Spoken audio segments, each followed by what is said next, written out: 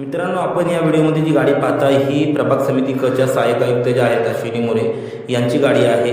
ही प्रभाग समिती कचं जे कार्यालय आहे, या कार्यालयामध्ये अनेक लोक ये जा करतात आणि इथूनच आतमध्ये जाण्यासाठी रस्ता आहे, परंतु सहाय्यक आयुक्त जे आहेत यांनी ही गाडी आतमध्ये जाण्याच्या मार्गावर जी पार्किंग केलेली आहे। खरं तर नो पार्किंगच्या ठिकाणी गाडी पार्किंग केल्यानंतर पोलिसांनी या गाडीवर कारवाई करणं गरजेचं आहे।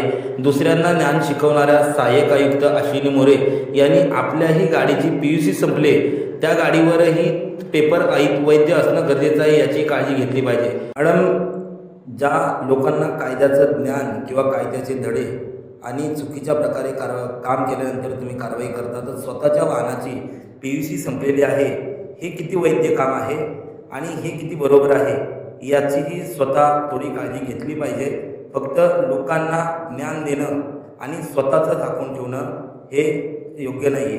त्यामुळे सहाय्यक आयुक्त अश्विनी मोरे स्वतःच्या वाहनाची लवकरच PUC काढून वाहन योग्य ठिकाणी पार्किंग करतील अशी आशा बाळगतो।